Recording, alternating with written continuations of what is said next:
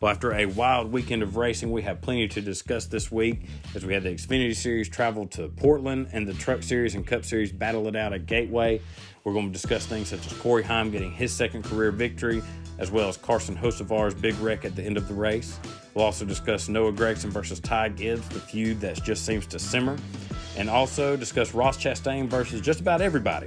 And we have all this to discuss and more on this episode of 3 Wide.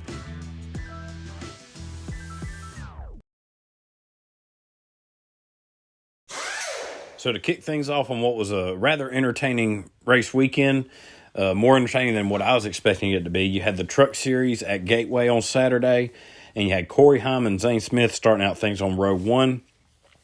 And when the checkered flag fell, you had Corey Heim getting his second career victory, followed by Christian Eckes in second and Chandler Smith in third. Stuart Friesen would finish in fourth, followed by Johnny Sauter with a solid top five finish. Matt DiBenedetto would finish in sixth, followed by Derek Kraus in seventh. Ben Rhodes would finish in eighth, Zane Smith ninth, and Chase Purdy would finish in 10th. And early on, it was seemed to be a dominant day for Kyle Busch Motorsports in stage one. Corey Heim and Chandler Smith, they led every lap in stage one, and when the green checkered fell, Chandler Smith gets the stage win, Corey Heim second, John Hunter Nemechek third. However, their day would seem to fall off a cliff pretty quickly in stage two, even though it would be temporary, obviously, by that running order at the end of the race. John Hunter, he got knocked out of the race after losing it coming out of turn four. This was a wreck. It collected several drivers. And kind of what we saw all weekend whenever there was an accident, he was running under Stuart Friesen in turns 3 and 4. He lost the truck and spun around. And that was kind of where you would see the accidents happen a lot over the weekend at Gateway. It seems like, drivers were easy to get loose and to lose their vehicle while on the bottom trying to make a pass. Chandler Smith, later on in the race, he would get spun by Grant Enfinger. Not anything intentional, but Chandler Smith was leading. Grant Enfinger was trying to make the pass as they went into turn one, and Grant really drove it into the inside of Chandler going into turn one. And like John Hunter, it just stepped out on him and he went around. Both drivers would make some contact with the outside wall. But Chandler was ultimately able to recover for a third place finish, which really goes to show how strong a truck he had, to have the rear end damage he did and to come back and finish in a solid third. I mean, there's no doubt he would have been up there contending for the win if he had been able to keep a clean truck. And when the incident happened, Chandler, he was not happy with his spotter at all. He had pretty much made a comment like, hey, spotter, where you at, when the wreck had happened. And luckily he has a crew chief like Danny Stockman, who's a veteran of the series. He's won multiple races, won a championship with Austin Dillon. He basically told his driver that, he needed to get his composure back and focus on what's in front of him. He didn't want to hear all that. And, there wasn't a whole lot, I think, that the spotter could have done in this instant. Grant drove it in on the inside hard, and his truck was gone before, anybody could do anything about it. Chandler was just kind of in a losing situation right there. But lucky for him, he was able to recover and get a good solid finish in third. And then you had Hailie Deegan and Stuart Friesen mixing it up. Coming to the end of stage two, Hailie who was in the top 10, trying to get however many points she could in the stage. She runs, squeezes Stuart into the wall and was able to finish the stage in 7th. Stuart Friesen would go on to finish 9th. And after the stage, Friesen, he would show he was not happy. He would come up beside Hailie, kind of run her down the track just to show his displeasure. But watching it, all I could think of was good for Hailie Deegan. She has been, in my opinion, used up in the Truck Series. She's been running the wall plenty of times. It's just she's kind of hadn't got a fair shake at it in the Truck Series. She doesn't have the finishes to show the talent that I believe she has. She's a very talented driver, and she finally gets an opportunity running up there in the top 10 to get some bonus points and decides to make the most of it and makes an aggressive move, which is what she was known for when she was running the K&N series. And I feel like this is a big step for her to show, kind of put her foot down and say she's, going to take what she can get out there on the track. You're not going to push me around. I'm out here and I'm going to try and run the best that I can, which I think has been missing in most of her time in the truck series. But really what was the story of the day was Carson Hocevar at the end of the race. He, coming to the checkered flag, he loses it in the corner and winds up getting hit pretty hard in the driver's side door, just, right there, close to where the old contingency sponsors were in the truck, in a very vulnerable spot for their vehicles. And, it was from there he gets hit slightly yet again by the 45 truck. Two other trucks come to a rest right there where he is and would wind up getting taken out on a stretcher. He did give a thumbs up to the crowd. He was sitting up, so obviously awake and alert. The biggest concern for him, from what I've gathered, is his leg or an ankle injury. As of this moment, there hasn't been any more updates on his status. The last thing he put up, I believe, was yesterday. They're still running tests on it, just trying to see what it is that's the problem, make sure everything's good. So, there is a possibility he may miss this upcoming race at Sonoma. But, just hopefully it's not a serious injury, and he's able to, get back to racing, because he's definitely had a great season, but just has never been able to close out the win yet. And hopefully this isn't too big a setback for him in the grand scheme of things. Hope he's all right. But the big talking point on Sunday morning was the safety crew response.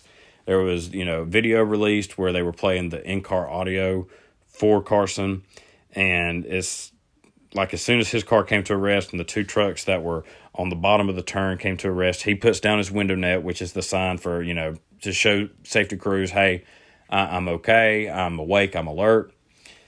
Well, when the first safety truck pulls up, there's three workers that get out, and two of them go to one truck, and one of them goes to the other truck. And to me, there's no excuse for that. You have three drivers involved in a crash. You have three safety workers. That's one person at each truck. I mean, there's no reason for two guys to go to one vehicle. And especially with the hit Hocevar took in the driver's side door, I would think he would be the one that they would be wanting to get to the quickest, to just be sure that he is okay, there is no problems going on. And in the video, in the audio, you can hear him calling out, for help. He's saying, help me. And, obviously it probably wasn't loud enough for the safety crews to hear him. Trucks, they were still rolling by. So it was definitely hard to hear. And it took another safety crew pulling up before somebody got over there to him and, asked, what's going on? You all right? Can you get out of the truck? And he just keeps saying, I need help. Y'all got to help me. And the safety worker, she realizes that. She gets a stretcher over there, gets the medical attention that he needs. But NASCAR's been called on by fans, media members, and the drivers alike, just to basically say, we got to review this. There was no reason for Carson to be sitting there as long as he was without, somebody checking on him. So there was still the thing that really burns me up is the two safety workers going to one truck. That's just inexcusable. Somebody has to be telling these safety crews, one person per vehicle. If you need help, call for it. If a driver's been hit in a driver's side door or has had a very hard hit, they're the ones you need to go to. Somebody needs to get to that one the quickest. So obviously some work needs to be done on that. Always room for improvement. And like I said, wishing Carson, a speedy recovery, whatever he's dealing with, and hope to see him back on the track very soon. So we had the Xfinity Series tackling a new track this year at Portland International Speedway in Portland, Oregon. And it was your typical Pacific Northwest weather at the track. It was a very rainy, dreary day. But you did have Anthony Alfredo and Austin Hill starting on row one. And before we dive into the race, your top 10 at the end of the day, you had AJ Allmendinger getting the race win, followed by Myatt Snider, who finished second. You had Austin Hill in third and Josh Berry in fourth. You then had Justin Allgaier in 5th, Daniel Hemrick in 6th. Ty Gibbs, he would finish in 7th, followed by AJ Allmendinger getting a solid top 10 finish in 8th. Noah Gragson, he would finish in 9th, and Alex Labbe would round out the top 10. So with the weather they had at the race, it obviously, cars spinning everywhere, a lot of problems with drivers trying to stay on track, a lot of debris, and cars leaking fluid. It took 3 hours for the Xfinity Series to complete 75 laps at this track. You had 9 cautions. Surprisingly, only one of them was called for wrecks. The rest of them were for, cars leaking fluid or debris on the track with all the damage they had. So it was definitely a long race to sit back and watch, but it was entertaining to say the least watching it. It wasn't anything like the show we got at the Charlotte Roval a few years back with the monsoon there. It wasn't out of control like that, but it was still just something to watch and see who could survive, who could mess up the least amount of times and come away with the win. Coincidentally enough, you had, the guy who had the most incidents on the day wound up taking the checkered flag. At the start of the race, half the field wasn't even in the pack. A lot of them had fallen back. I don't know if they were laying back just to avoid the rush they were expecting in that first sharp corner. You did have Anthony Alfredo, who was on the pole, and some others miss the first corner and have to cut through and take the penalty for stop and go before they continued. And you also, it was a rough start for the race winner, AJ Allmendinger. Before the race, the crew would have to make, I think they said somewhere around 31 changes to the car. Pretty much one crew member said everything but the motor had been changed in the car. And not only that, then he goes off course during the pace laps. He has to come into pit road and get service done on the first lap and winds up losing a lap in the scheme of things. And he went off track just several times throughout the race.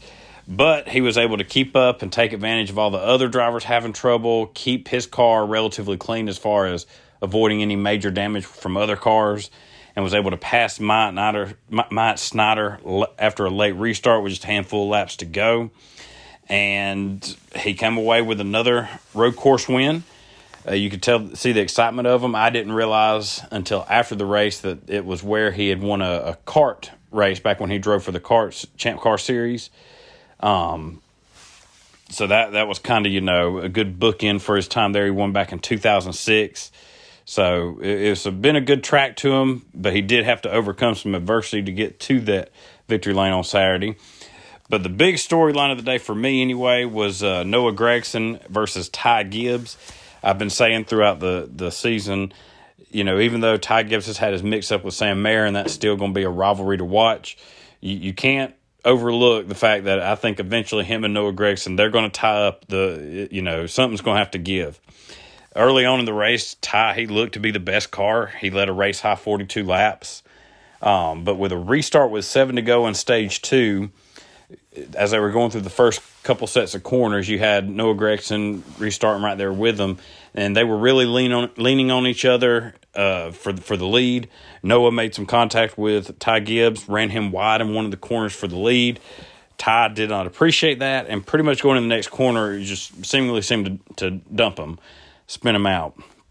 And Noah Gragson, was not happy with that. He didn't retaliate on the track that I saw or anything that was, major. He later would tell the media after the race that, everyone, you'll know when I get him back. So I think this is, going to be kind of the feud to watch. It seems like it's just kind of at a simmer right now. But as I've said before, if we get in the playoffs, that water's going to boil over. And I think it could be a heck of a show between these two guys because they're the top two in the series right now. And, if you run up front around each other enough, somebody's going to have enough, and it's going to get ugly real quick. And it seemed like Noah was still not too happy about it. On Monday, he posted something to his Snapchat. You had Jesse Iwuji,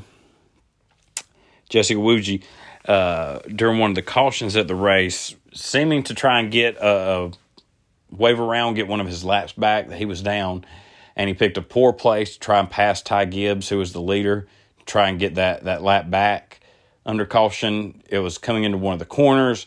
He winds up cleaning out Ty Gibbs. Nothing incidental or anything like that. Jesse, he wound up getting penalized, having to, penalized for 2 laps on pit road, and then would have to meet with NASCAR after the race. And like I said, it was nothing intentional. He put out a statement after the race saying such, that it was just his fault, his mess up. He heard his spotter say, take the wave around, and he just picked a poor spot to do it. But going to what happened on Monday with Noah Gragson posting on Snapchat, he apparently had made a purchase on Jesse Iwuji's store. He put up a receipt showing where he had made a purchase, kind of making a little dig at Ty Gibbs and all that happened under that caution, because Ty was not happy with that move by Jesse, wanting to know why he made such a stupid move, basically, in so many words is what Ty said. And you also had Gibbs spin out after the Noah Gragson deal. He spun out Sheldon Creed while they were racing for the lead. And this was probably Sheldon's best race he had going. He had a fast car in practice, fast car in qualifying, and looked to be, if he could keep it clean, just keep, moving forward, avoiding any trouble, he was going to be a contender for the win. He was running right up there with Gragson and Gibbs.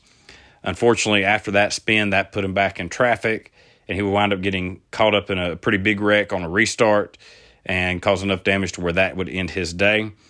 So kind of a what might have been race for Sheldon. He's had an up and down season and is looking to be like he's going to need a win just to get himself into the playoffs.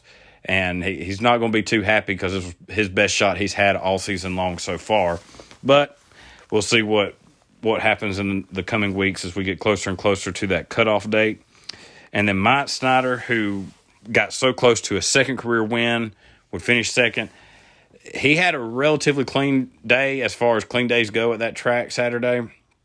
His car didn't look too beat up, nothing like he had been, up against the wall or through the grass spinning out or made contact with any drivers.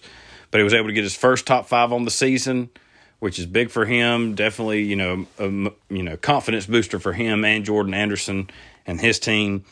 So we'll see what he can go to here coming into an off week, what he can build up for Nashville. But, as great of a drive as it was for AJ to get the win after all he had to overcome, it sure would have been pretty cool to see Mike Snyder get that second career win and get himself a playoff spot. But it wasn't meant to be. AJ is just that good on these road courses, so he is always going to be a threat whenever they make trips to those. So now we move on to the Cup Series on Sunday, who are making their debut at Worldwide Technology Speedway. I believe I'm saying that right. Basically for old school fans at Gateway. This was their first race at this track. Normally it's been a race for the Truck Series predominantly, but the Cup drivers would get their turn to tackle the track. And on row 1, you had Chase Briscoe and Austin Cindric. This was Briscoe, his first career pole. And he looked to be strong at first after leading the first 27 laps. Ultimately, he would wind up getting a flat tire after that, and that would relegate him to a poorer finish than what he probably was looking at. He definitely, while it was early in the race, looked to, be a strong contender for a win. He had some good speed. But when the checkered flag fell, you had Joey Logano getting the win, followed by Kyle Busch in second. His brother Kurt finished in third, followed by Ryan Blaney in fourth. Eric Almirola would finish in fifth, followed by Martin Truex Jr. in sixth. Eric Jones would finish in seventh, followed by Ross Chastain in eighth. Christopher Bell would finish in ninth, and AJ Allmendinger, he would round out his solid weekend with a top 10 finish. And in the race, kind of like the Xfinity Series, it was a lot of action on the track. Some drivers not too happy with one another, and that would be the predominant storyline for most of the race. You had Ross Chastain, mainly mixing it up with 2 drivers in the field, Denny Hamlin and Chase Elliott. And it all started back on lap 66. You had Ross Chastain following, Denny Hamlin into turn 1 and really looked like just kind of cleaning them out. Just spun them out up the track. Denny hits the wall, is able to continue on in the race, but with all the repairs he had to make, they wound up going 3 laps down. And you knew Denny wasn't going to be happy about that, and you knew he was going to show that displeasure the next time Chastain came around. And sure enough, later when Ross is lapping Denny, Denny runs him all the way to the apron, almost to where the grass is. Ross had to make an evasive move up across the track to avoid going through the grass and possibly looking at a big incident. After that, NASCAR was sure to tell Denny, hey, you've made your point. Let it go. Move on. But it didn't end there. Denny didn't move on. He would block Chastain again as Chastain was coming back around, going into turn 1. And that seemed to be how Denny was going to get his payback for that day at least. He wasn't going to wreck him. He wasn't going to beat and bang on him. He wasn't going to do anything to take himself out of the race necessarily, where he forced NASCAR to make a call. He, was mainly just playing mind games with Ross. It seemed like he was just going to try and ruin his day in every way but wrecking him. Anytime Chastain got close to him, Denny would block him, slow him down, run him up the track if he needed to, whatever he could do just to mess up his day. And then later on, you had another incident with Chastain with 40 laps to go, this time involving Chase Elliott. They had just taken a restart.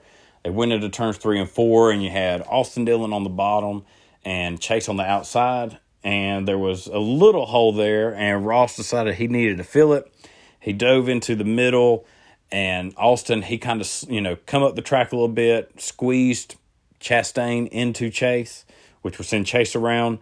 And not necessarily anything, Chastain didn't intentionally spin Chase, is what I'm getting at, as you could watch in the replay. However, it was a very aggressive move for Ross at that stage in the race, especially with all that went on with Denny.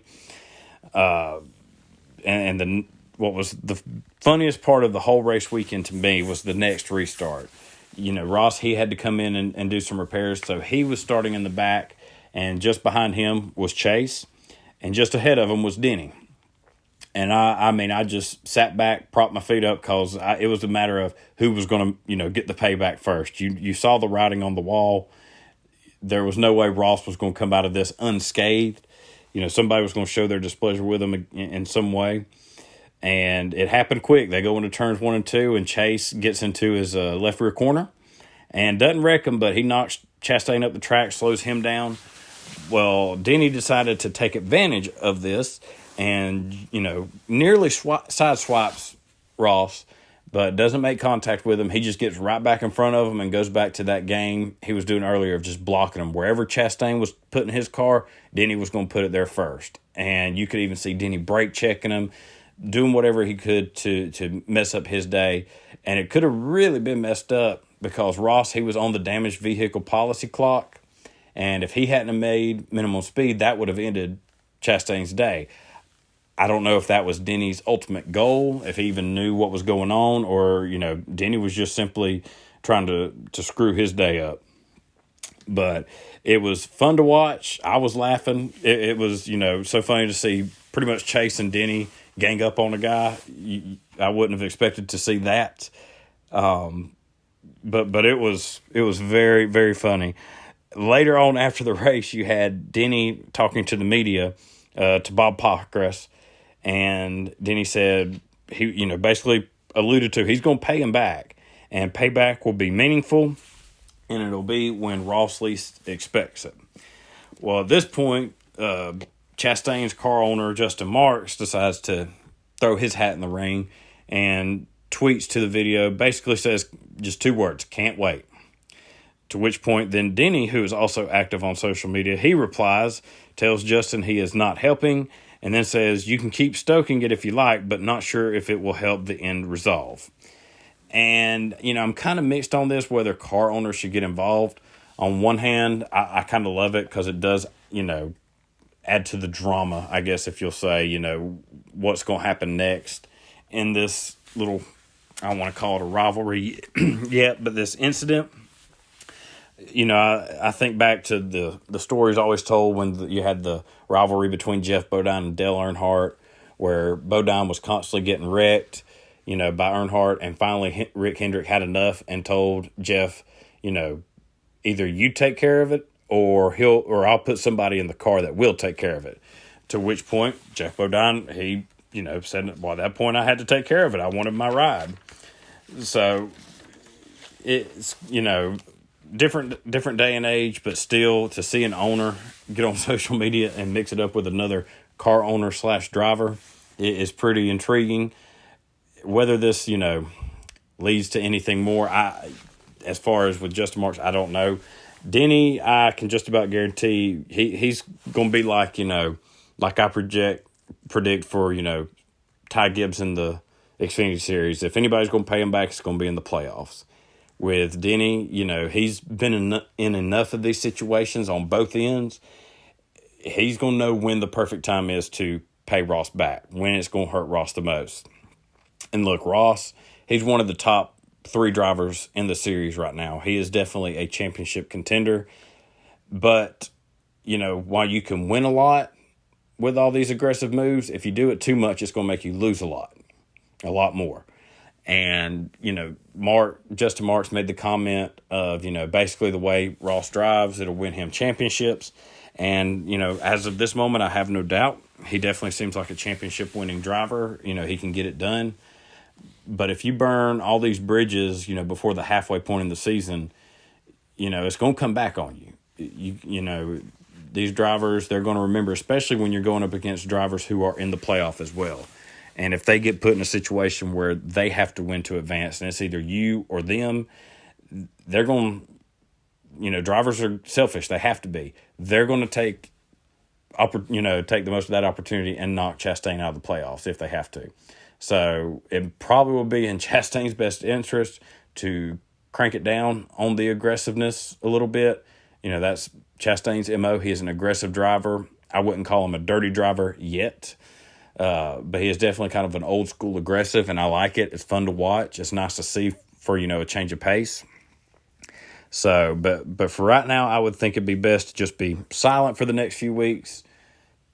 Go out, just run your races, keep your car clean, try and forget it and move on. So we'll see. Chastain owned up to it after the race, said he feels like he owes an apology to half the field. Whether that's genuine or not, I don't know. Only Ross does. But we'll see. It's, right now I don't expect a lot to come of it. But once we get into those playoffs, all bets are off as to what could happen.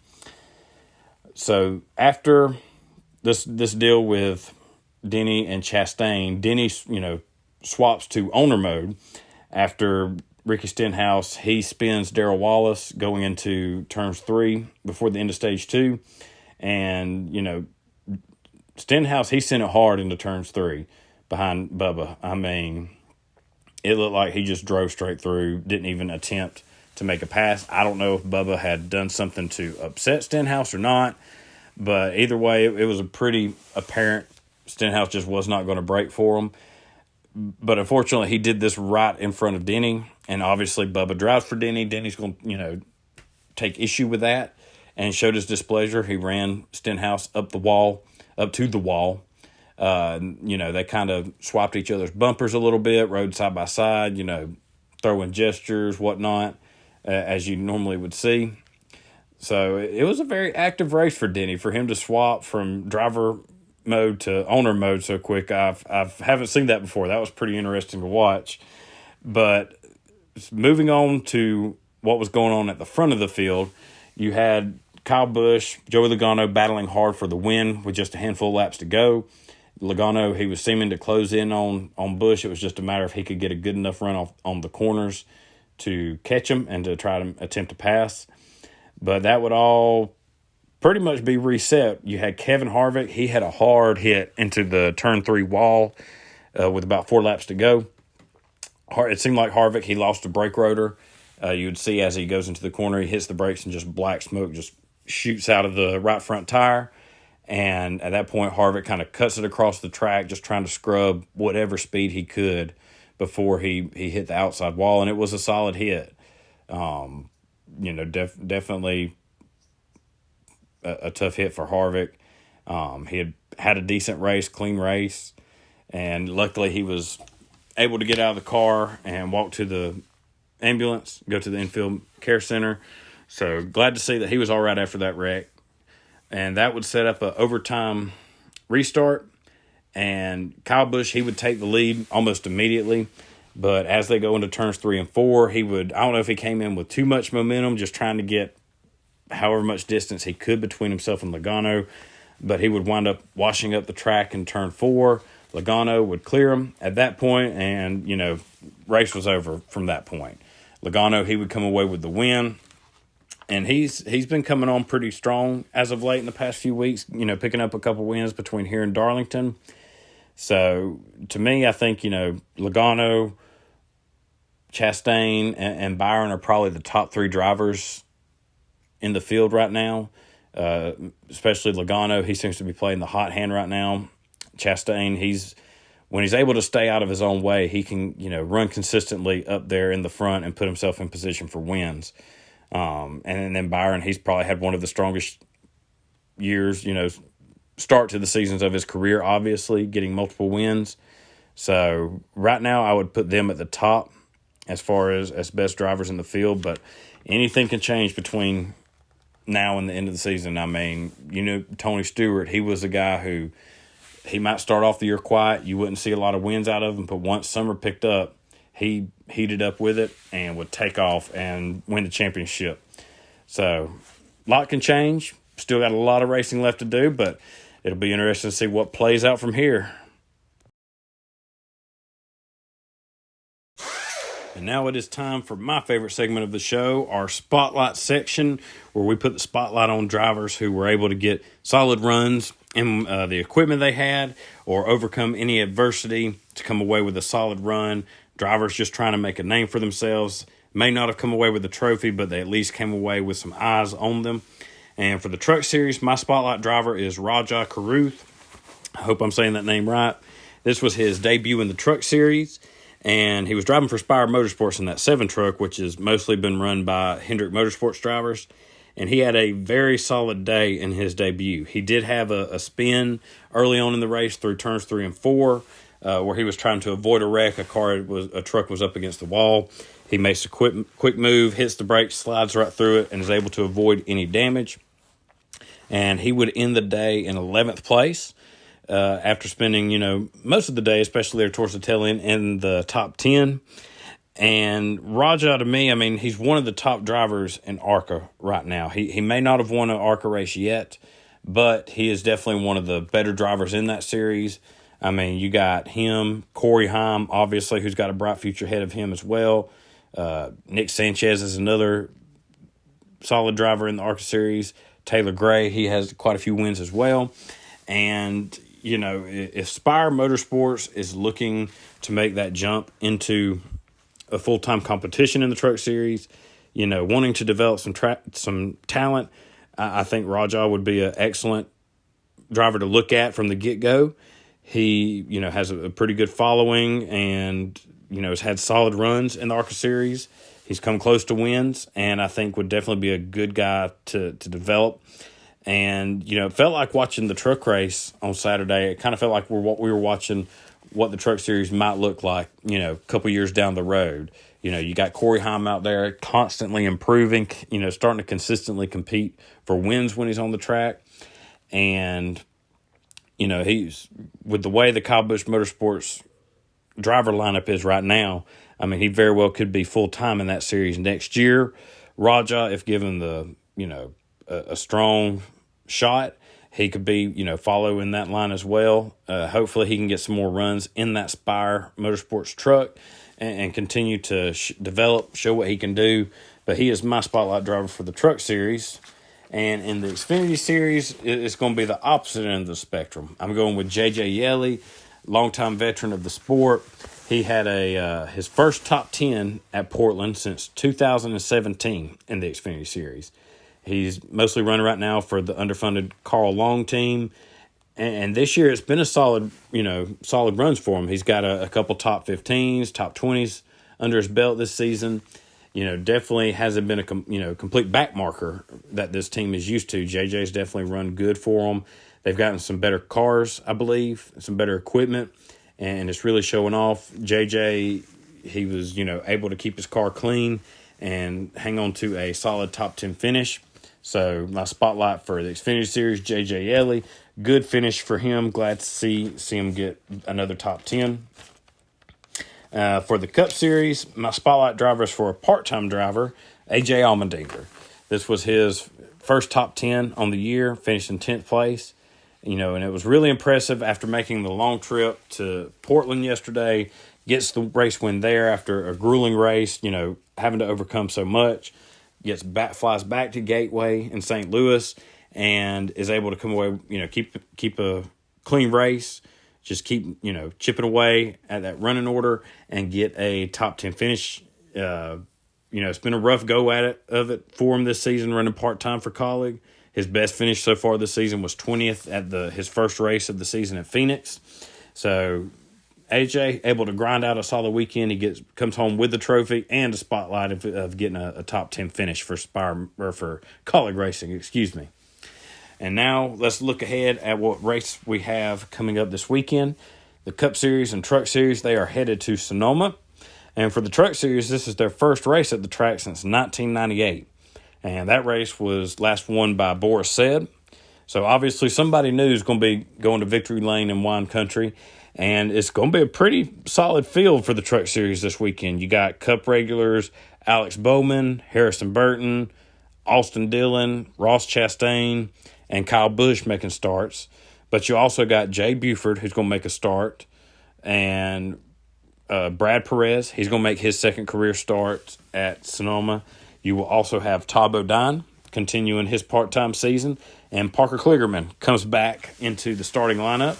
So a lot of big names there. It's going to be interesting to see who can step up and get the win. I honestly don't know who to go with in this race. Just in those handful of drivers I just named, you look at Bowman, Kyle, Kligerman, I think Chastain, I think all those guys are contenders for the win. But you also got your series regulars, Zane Smith coming off his road course win from earlier in the season. So it's going to be interesting to watch, see who can come away with the victory. And on the Cup side, you got Kyle Larson defending his race victory from last year. But I feel like the team to watch, and this is just a hunch, I feel like Joe Gibbs Racing, Toyota, they're going to be the team to watch. I feel like they got a very good shot at dominating the day. They seem to have really, stepped up their game from where they were at the beginning of the season, seeing a little bit more consistency and running up front, contending for wins.